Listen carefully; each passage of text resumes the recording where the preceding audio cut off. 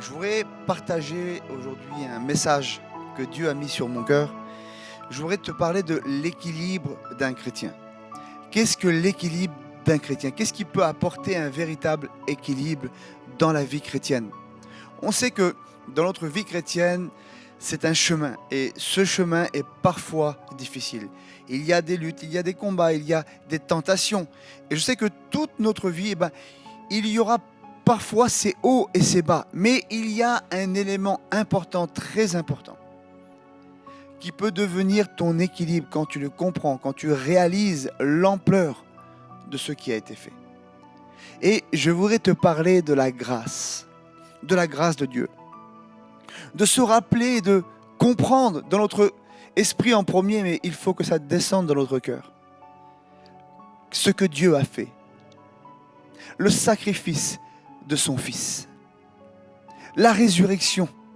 Mort sur la croix et ressuscité. Pour que toi, aujourd'hui, tu puisses vivre. Pour que tu puisses remporter le combat. Pour que tu puisses être justifié.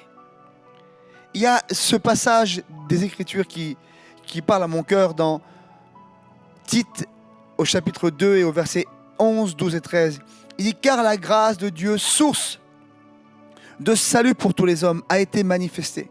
Elle nous enseigne à renoncer à l'impiété et aux convoitises mondaines et à vivre dans le siècle présent, selon la sagesse, la justice et la piété, en attendant la bienheureuse espérance et la manifestation de la gloire du grand Dieu et de notre Seigneur Jésus-Christ. » Et quand déjà je réalise la grâce de Dieu est un don, est un cadeau. Et déjà je voudrais que tu puisses le comprendre au fond de ton cœur. La grâce, elle n'est pas méritée, tu ne la mérites pas. D'ailleurs, la grâce est un don parce qu'elle veut dire faveur et méritée. Et quand tu comprends qu'elle s'étend, pas une catégorie de personnes, mais la grâce, source de salut pour tous les hommes. Tu fais partie de la génération d'élus.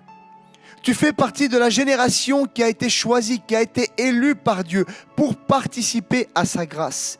Et tous ceux qui se sont placés sous le sacrifice du Christ, alors sont participants à ce grand salut. Mais sont participants aussi aux bénéfices de ce que la grâce peut apporter à l'homme. Alors, il y a un rappel vraiment qui est très important. Colossiens chapitre 2, aujourd'hui on va lire plein de versets parce que je pense que c'est très important de comprendre avec la parole de Dieu. Colossiens chapitre 2, versets 13, 14 et 15. Et entends cela. Il dit, vous qui étiez morts par vos offenses et par l'incirconcision de votre chair, il vous a rendus à la vie avec lui, en nous faisant grâce pour toutes nos offenses. Écoute cela, il a effacé l'acte dont les ordonnances nous condamnaient et qui subsistait contre nous. Et il l'a détruit en le clouant à la croix. Amen. Il a dépouillé pour toi, mon ami, pour moi, mon frère, ma sœur, les dominations, les autorités. Et il les a livrées publiquement en spectacle, en triomphant d'elles par la croix. Il faut réaliser qu'il y avait un acte qui était là, une ordonnance qui était donnée, qui annonçait ta mort, qui annonçait ma mort. Là où toutes les dominations, les entités spirituelles nous regardaient, nous pointaient du doigt, se moquaient de nous, pouvaient nous attaquer. Il a fait en sorte que toi aujourd'hui tu puisses triompher d'elle. Et ce n'est plus toi qui es mis sur le banc des accusés, non. Tu es justifié, pardonné, car cet acte a été supprimé. Et il a livré tous ceux qui te condamnaient, il les a livrés publiquement en spectacle. Ce n'est plus toi qui es humilié aujourd'hui, mais c'est eux. L'ennemi, Satan, ses démons. Tout ce qui te faisait du mal. Vous qui étiez morts par vos offenses, ce qu'on était avant la grâce. Rappelle-toi de cela. Trop souvent, trop de personnes ne réalisent pas la grâce de Dieu parce qu'on oublie très vite ce qu'on était. Comment était notre vie? Comment était ta vie? Qu'est-ce que tu vivais? Ton cœur, de quelle manière était-il? Ce vase rempli parfois de haine, de colère, de ténèbres, de rancœur, de mal-être, de solitude, de peur. Rappelle-toi, souvent on oublie, on ne se rappelle pas qui on était. On ne se rappelle pas de là où Dieu nous a sortis, ce qu'il a fait de nous. On marchait sans but, sans espérance. Dieu a mis dans notre cœur une espérance, un but. Et je crois que tous les jours de notre vie, nous devons avoir dans notre cœur cette pensée, cette reconnaissance. Seigneur, oh oui, tu as sauvé mon âme, tu as sauvé ma vie, tu m'as sauvé de l'héritage du péché. Oui, il y avait un héritage dans ta vie, l'héritage du péché qui te condamnait continuellement et qui t'amenait tout droit quelque part, très très loin de Dieu. Aujourd'hui, parfois, nous marchons comme des sauvés sans réaliser que nous sommes véritablement sauvés. Que Dieu nous a préparé une place à ses côtés pour l'éternité. Et tu ne l'as pas mérité. Tu as simplement accepté sa grâce. Tu as simplement dit oui à ce qu'il a fait.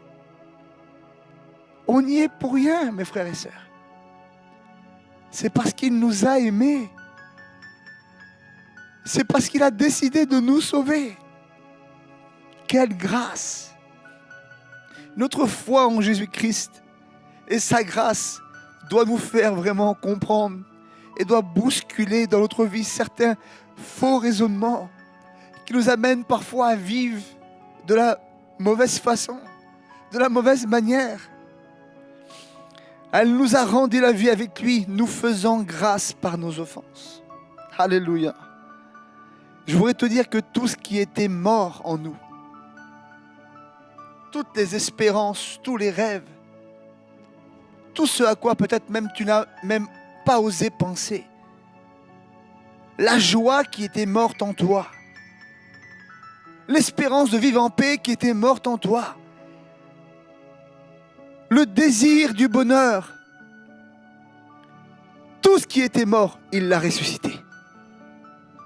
Il l'a amené à la vie en toi. Ça veut dire que quand tu marches aujourd'hui avec la joie, quand il y a un sourire sur ton visage, quand il y a cette paix, quand il y a ce bonheur, quand il y a cette espérance, c'est parce que Dieu lui-même, par sa grâce, l'a ressuscité dans ta vie. C'est pour ça que chaque pas que tu fais dans ton quotidien, chaque jour, tu dois réaliser, Seigneur, si je vis, c'est par lui. Si j'existe, c'est par lui. Si je souris, c'est grâce à lui. Si j'ai la paix dans mon cœur, c'est par lui. Cet acte, il dit qu'il a effacé l'acte, supprimé ce qui nous condamnait en le clouant à la croix. Je le redis tout à l'heure. Il est question d'être sur un banc. Vous avez vu parfois, on voit à la télévision, il y a des grands procès qui sont là, il y a le banc des accusés. Être sur un banc où tu es accusé, tu es condamné. Condamné à mort. Condamné à mort. Et quand on regarde la croix, quand on fixe le Christ, beaucoup de gens le voient mort, condamné. Et c'est dommage parce que beaucoup s'arrêtent là. Beaucoup ne vont pas jusqu'à la résurrection. Beaucoup ne vont pas jusqu'à réaliser que Jésus n'est pas mort simplement, mais qu'il est ressuscité. Parce que quand tu t'arrêtes à la mort, alors tu restes qu'une personne condamnée. Mais quand tu vas jusqu'à la résurrection, alors tu deviens une personne justifiée, pardonnée. Tu n'es plus condamnable. Plus personne ne peut te condamner. La Bible nous dit qu'il n'y a plus aucune condamnation pour ceux qui sont dans Jésus-Christ. Philippiens 2, versets 6 à 11. Il va dire, lequel existant en forme de Dieu, il n'a point regardé comme une proie arrachée d'être égal avec Dieu, mais il s'est dépouillé lui-même. Oui, Dieu s'est dépouillé lui-même en prenant une forme de serviteur comme moi, comme toi, en devenant semblable aux hommes, ayant paru comme un simple homme. Il s'est humilié lui-même. Parfois, on ne veut pas s'humilier. Parfois, nous-mêmes, on a du mal à s'humilier. Mais Dieu s'est humilié lui-même, se rendant obéissant jusqu'à la mort, même jusqu'à la mort de la croix. Et c'est pourquoi aussi Dieu l'a souverainement élevé. Oui, Dieu l'a élevé. Et lui a donné le nom qui est au-dessus de tout nom. Afin qu'au nom de Jésus, tout genou fléchisse dans les cieux, sur la terre et sous la terre. Et que toute langue confesse que Jésus-Christ est Seigneur, à la gloire de notre Dieu, le Père. Alléluia. Oh, réalise cela. Le grand Dieu, le roi des rois, s'est dépouillé de sa gloire, s'est dépouillé de ce qu'il était, pour venir semblable aux hommes, pour pouvoir te comprendre, pour pouvoir comprendre ta souffrance, comprendre ta douleur. C'est pour ça que parfois, on peut avoir ces paroles, ces mots et dire « Personne ne me comprend ». Je voudrais te dire que Dieu te comprend. Par sa grâce, il te comprend. Oui, parce qu'aujourd'hui, dans sa grâce, cela comprend qu'un jour, Jésus-Christ s'est dépouillé lui-même de sa gloire. Il est venu sur la terre et pendant 33 ans et demi, il est venu comprendre l'homme. Il est venu ressentir ce que l'homme ressent. Il est venu vivre ce que l'homme vit. Pour pouvoir dire, je suis avec toi. Tous les jours, jusqu'à la fin du monde. Et comprends qu'aujourd'hui, j'ai tout accompli, j'ai payé pour toi. Repose-toi sur moi. Fais-moi confiance. Reste avec moi. Ne détourne pas ton regard du sacrifice. Ne détourne pas ton regard de ce que j'ai accompli. Ne détourne pas du regard et comprends et crois que c'est gratuit, que c'est pour toi. Et quand il va dire que dans 2 Colossiens, au verset 15, il a dépouillé les dominations, les autorités. Et il les a livrées publiquement en spectacle, en triomphant d'elles à la croix. Le mot que je voudrais reprendre, c'est « il a dépouillé ». Il a dépouillé les autorités. Et le mot qui est revenu dans mon cœur, c'est « désarmer ». Il les a désarmés. Ça veut dire que quand tu avances aujourd'hui dans ta vie avec le Seigneur et que tu combats, que tu luttes, il faut que tu comprennes aujourd'hui que par sa grâce, écoute ça, par sa grâce, il faut que tu comprennes contre qui tu luttes. Tu luttes contre un ennemi qui est désarmé. Oui, oui, prends cette parole dans ton cœur. Désarmé, tu luttes contre quelqu'un qui est désarmé, qui n'est pas équipé pour te vaincre, qui n'est pas équipé pour te résister. Parce qu'aujourd'hui, l'équipement spirituel du guerrier spirituel, c'est toi qui l'as. Par sa grâce, encore une fois, Dieu t'a rempli de son esprit. Dieu t'a rempli de sa présence. Et aujourd'hui, quand tu viens et que tu marches aujourd'hui dans le couloir de la vie chrétienne, dans le couloir de la vie avec Dieu, la Bible nous dit qu'il est la lumière sur notre sentier et qu'il est notre justice. Je voudrais te dire que chaque ennemi qui ose venir sur ce couloir-là est déjà vaincu, est déjà brisé dans le nom de Jésus. C'est un ennemi qui est dépouillé sans aucune autorité, qui n'a aucune domination sur ta vie et qui est totalement désarmé. Alors ne crains pas, parce que la personne qui vit dans la grâce, la personne qui comprend la grâce de Dieu, la personne qui réalise ce que Dieu a fait dans sa vie, devient une personne qui est armée et dangereuse pour le camp ennemi. Alors tu n'as pas à avoir peur, tu n'as pas à craindre, parce que tu sais ce que Dieu a fait dans ta vie, parce que tu réalises de quelle manière Dieu est puissant dans ta vie. Alléluia. Et c'est pour ça que il va dire approchons-nous, approche-toi, Apprenons à nous approcher du trône de la grâce avec assurance.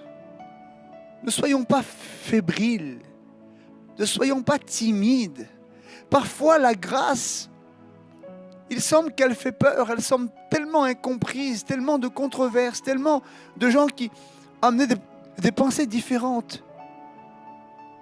Mais on n'a pas à avoir peur de s'approcher de la grâce. On n'a pas à avoir peur de vivre la grâce complète. Approche-toi de la grâce, du trône de la grâce, avec assurance. Sachant que tout ce qu'il y a à l'intérieur, c'est pour toi. Sachant qu'il n'y a aucune crainte, aucun tremblement à avoir devant ce que Dieu a accompli. Moi, je veux plonger, m'immerger à 100% dans cette grâce parfaite que Dieu m'a communiquée, m'a donnée. Éphésiens 2, versets 11 à 13. Il dit, c'est pourquoi vous, autrefois, païens dans la chair, appelés incirconcis, par ceux qu'on appelle circoncis, et qui le sont en la chair par la main de l'homme. Mais il dit, souvenez-vous que vous étiez en ce temps-là sans Christ, privés du droit de cité en Israël, étrangers aux alliances de la promesse, sans espérance et sans Dieu dans le monde. Mais maintenant, en Christ Jésus, vous qui étiez jadis éloignés, vous avez été rapprochés par le sang de Christ. Et c'est ça la valeur aujourd'hui qu'il y a dans ta vie. Écoute cela. Il n'est pas en train de te dire, vous êtes approchés vous-même de Christ. C'est le contraire. Il ne dit pas par vos capacités, par votre force, par vos efforts. Vous êtes approchés de Christ. Non, il dit par le sang de Jésus, par le sacrifice de Jésus. Vous avez été amenés à lui. Il vous a rapprochés de ce trône de la grâce. Il vous a rapprochés de ce qui est l'héritage. Il vous a rapprochés de ce que nous avions réellement besoin. De ce que notre vie passée nous a volé.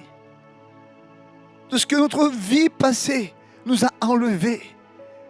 Sa grâce, son sacrifice nous a rapprochés de ce qu'il était par son sang. Éphésiens 2, versets 6 et 7. Il nous a ressuscités ensemble et nous a fait asseoir ensemble dans les lieux célestes en Jésus-Christ, afin de montrer dans les siècles à venir l'infinie richesse de sa grâce par sa bonté envers nous en Jésus-Christ. Alléluia. Alléluia. Oh oui, quand je réalise pleinement la grâce de Dieu. Et c'est le rappel du départ. Quel équilibre. Au départ, dans 2 Tite au chapitre 12, on l'a lu et je voudrais qu'on le relise ensemble parce que c'est important. 2 Tite au verset 12. Il va dire qu'il nous a enseigné à renoncer à l'impiété et aux convoitises mondaines, d'accord ? Et à vivre dans le siècle présent, d'accord ? Selon la sagesse, la justice et la piété. Donc il y a plusieurs choses importantes. La grâce nous enseigne, c'est pour ça que c'est un équilibre pour nous et un enseignement. La grâce nous enseigne à renoncer à l'impiété et aux convoitises mondaines. C'est pas la loi qui nous enseigne l'équilibre. C'est pas la loi qui nous enseigne à renoncer à l'impiété. C'est la grâce. La grâce de Dieu, source de salut pour tous les hommes, d'accord ? Elle nous enseigne à renoncer à l'impiété et aux convoitises mondaines. Et il va dire à vivre aussi dans le siècle présent. C'est le moyen de t'enseigner d'avoir l'équilibre pour vivre dans sa grâce, dans le siècle présent, selon, pas la sagesse de l'homme, pas la justice de l'homme, pas la pseudo-piété de l'homme, mais selon sa sagesse à lui, la justice et sa piété, en attendant la bienheureuse espérance. Et c'est ça en fait qu'il faut qu'on réalise. Alors, la piété, La piété nous parle de l'attachement à Dieu. L'attachement à Dieu. Je voudrais te poser cette question. De quelle manière tu es attaché à Dieu? Et surtout, pourquoi tu es attaché à Dieu? Parce que quand tu réalises la grâce de Dieu, ça veut dire je réalise que c'est lui qui a tout fait. Que c'est lui qui a tout préparé. Que c'est lui qui a formé. Alors que, en fait, la loi, c'est la loi qui nous a amenés à l'impiété. La loi ne touche pas, ne goûte pas, ne fait pas, ne regarde pas, nous a amenés à vivre dans l'impiété. La grâce, elle, nous a attachés à Dieu. Et je crois qu'en fait, le désir et la tentation dans la vie d'un chrétien, c'est l'une des choses les plus difficiles à vivre. Mais je voudrais te dire que plus tu vas vivre cela dans la loi, et je voudrais parler aussi à des serviteurs de Dieu qui peut-être ont parfois mis l'accent sur ne goûte pas, ne touche pas, ne fais pas, force-toi, tu comprends, faut renoncer, renonce. Est-ce que tu t'es assuré que la personne à qui tu parles a vraiment réalisé ce que Dieu a fait? Est-ce que tu réalises vraiment, est-ce que cette personne réalise qu'elle a tout accompli, que simplement, sans vivre dans la loi, sans se forcer, sans faire d'efforts, si elle réaliserait pleinement que tout est accompli, que cette personne est libre spirituellement par le sacrifice de Christ, elle serait libérée spirituellement, simplement en acceptant cela. Et parfois, on met des fardeaux. On met des fardeaux sur des personnes. Et on veut leur faire vivre des choses qu'ils n'ont pas compris. Et on les enferme dans une spirale de culpabilité. Je ne suis pas en train de vous dire qu'il faut laisser les gens et que le péché est bien. Non, le péché c'est mal, mais ce n'est pas à nous de le régler. Ce n'est pas à toi de régler le péché. Ce n'est pas à toi d'effacer le péché. Ce n'est pas à toi d'enlever le péché, c'est ce que Dieu a fait. C'est ce que Dieu a fait. Toi, tu as juste à te soumettre dans le couloir de la grâce, à te laisser glisser, couler par la foi. Et quand tu te laisses couler, glisser dans ce couloir-là par la foi en disant « Oh oui, je suis justifié, pardonné, libéré », tout d'un coup, il y a cette réflexion qui vient en ton cœur. Le péché arrive et tu détournes tes yeux du péché pour regarder ce que Dieu a fait. Tu dis « Le sacrifice est plus grand. Ma liberté est plus grande en Christ. Et ce péché, je n'en ai plus besoin. Je n'en veux plus. Parce que Christ m'a affranchi. Parce que c'est lui qui m'a totalement libéré. » Quand tu réalises cela, alors tu ne vis plus dans le légalisme, mais tu vis dans une vie spirituelle, animée par le Saint-Esprit. Pour ça, il faut comprendre simplement l'amour de Dieu. Trop de chrétiens ont expérimenté, oui, Dieu est justice. Dieu est juste. Dieu est en accord lui-même avec sa parole. Et Dieu honore sa parole, mais Dieu est amour. Et quand tu comprends son amour, alors tu comprends tout ce plan. Quand tu comprends jusqu'à où son amour peut aller, alors oui, tu comprends à quel point Dieu ne regarde pas tout cela, mais simplement Dieu veut t'attirer dans ses bras. Parfois, il faut lâcher prise. Parfois, on veut tellement faire les choses par nous-mêmes, dire qu'on est des bons chrétiens. On est les meilleurs chrétiens, nous, on y est arrivés. Mais tu ne peux pas y arriver sans lui. Tu ne peux pas y arriver sans lui. Si nous ne laissons pas sa grâce, son amour nous remplir, nous enseigner, on n'arrivera pas. Par contre, si on laisse sa grâce, son amour nous imprégner, qu'on lâche prise en disant « Seigneur, c'est en toi que j'y arriverai », alors le choix va se faire naturellement. Le choix entre le péché et sa grâce se fera naturellement. Il y a un exemple qui est très simple. Vous prenez la Samaritaine. La Samaritaine est venue puiser tous les jours. Tous les jours, elle venait puiser. Et dans cette conversation avec le Christ, dans cette conversation avec le Maître, elle a compris quelque chose. Elle a compris que tant qu'elle irait puiser elle-même, tant qu'elle-même, elle irait avec sa cruche à elle, ça ne fonctionnerait pas. Ça ne durerait pas, ça ne marcherait pas. tant que j'essaye par mes propres forces, par mes propres capacités d'obtenir quelque chose, de faire, ça ne fonctionne pas. Vous savez ce que la Samaritaine a fait? Quand elle a compris qu'il était l'eau qui pouvait jaillir jusqu'à la vie éternelle, cette eau qui ne s'épuise pas. Et c'est le même principe dans la vie chrétienne. Elle a abandonné sa cruche. Elle est repartie sans sa cruche. Mais je crois que spirituellement, elle est repartie avec une eau vive dans son cœur.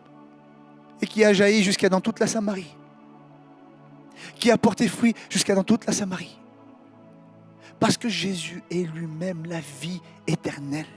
Il est lui-même la vie qui jaillit dans ton cœur. Il est lui-même la grâce qui a été déposée dans ton cœur et qui explose quand tu la comprends. Qui repousse les limites des ténèbres quand tu la comprends. Qui repousse les limites de ton cœur quand tu la comprends. Qui repousse les interdits quand tu la comprends.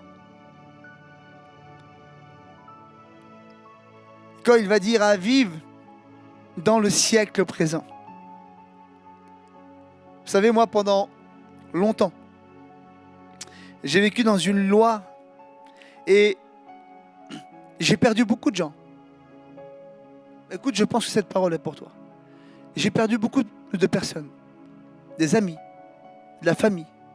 Parce que quand je suis venu à Dieu, on m'a dit de couper, on m'a dit de séparer, on m'a dit de m'éloigner de toutes les personnes qui étaient autour de moi qui ne seraient pas pseudo-spirituellement bons pour moi, des gens qui n'étaient pas à Dieu.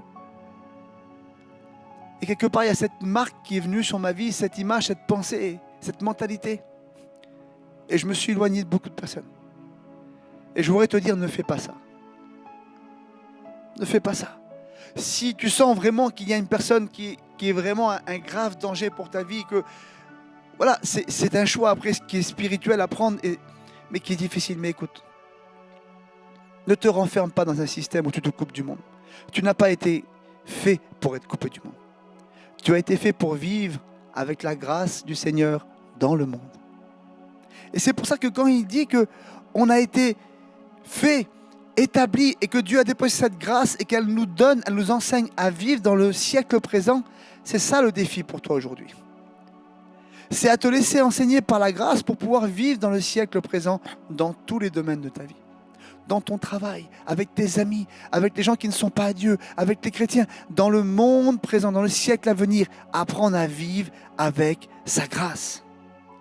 Et plus tu te laisseras enseigner par elle, et plus tu seras pertinent, dans le siècle présent.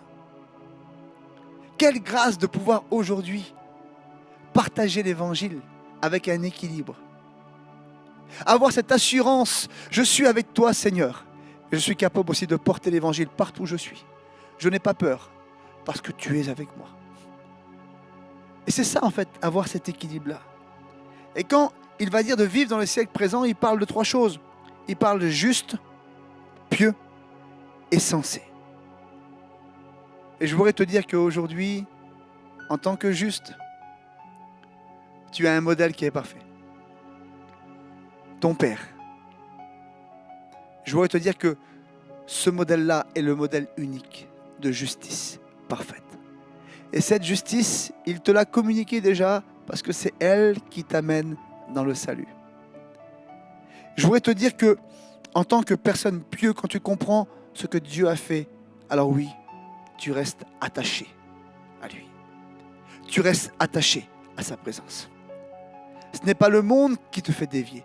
Ce n'est pas les entourages qui te font te détourner de Dieu. Non, c'est ce que tu as compris de ce que Dieu était et sa grâce. Et sensé. Ce n'est pas le monde qui fait de toi une personne sensée. Jésus est ton équilibre. Être sensé, c'est équilibré. Et Jésus est ton équilibre. Jésus est celui qui est avec toi tous les jours de ta vie dans ton quotidien. Et si tu regardes à lui à chaque seconde, tu n'as pas peur d'être dans le déséquilibre. Parce que c'est Jésus qui sera ton équilibre. Alors, je voudrais te dire surtout qu'on n'a pas été fait comme une lampe, comme un flambeau, pour être mis sous la table. Pas du tout. Dieu ne t'a pas décrit comme le sel pour être mis quelque part où personne ne viendra goûter ta saveur. Non, pas du tout. Tu as été fait pour être exposé. Tu as été fait pour être goûté. Tu as été fait pour être apprécié. Et c'est par sa grâce que tu peux être un témoin. C'est par sa grâce que tu peux témoigner de tout ce qu'il a fait en toi. Alors aujourd'hui, je voudrais te dire que si peut-être tu as perdu beaucoup de temps, si peut-être dans ta vie, dans tes relations, à cause de ce manque de compréhension, des relations se sont coupées, se sont brisées, il est temps de vivre le tout accompli et de vivre dans ce que la grâce véritablement veut procurer à ta vie. Et je voudrais simplement faire une prière courte pour toi. Qu'à partir d'aujourd'hui, qu'à partir de tout ce que tu as compris aujourd'hui à travers ces versets de la parole de Dieu, à travers cet enseignement, de te positionner différemment. Alors je prie pour toi, dans le nom précieux de Jésus, par ce qu'il a fait lui, que chaque personne aujourd'hui qui écoute ce message puisse réaliser sa puissance, l'ampleur de ce qu'il a fait. Comprendre que nous pouvons nous approcher du trône de la grâce, sans peur, sans crainte, et sachant qu'il nous a placés avec des capacités. Il a désarmé tout ce qui nous faisait du mal, et il nous a équipés à nous. Nous rappelant, Seigneur, de ce qu'on était autrefois et de ce que tu as fait de nous aujourd'hui. Nous voulons, Seigneur, proclamer au monde, nous voulons proclamer que cette grâce, elle n'est pas simplement pour nous, mais aussi on doit la répandre autour de nous. Je te dis merci pour chaque personne qui entend ce message. Que tu puisses transformer, changer, bouleverser les vies dans le nom de Jésus. Amen. Que Dieu vous bénisse.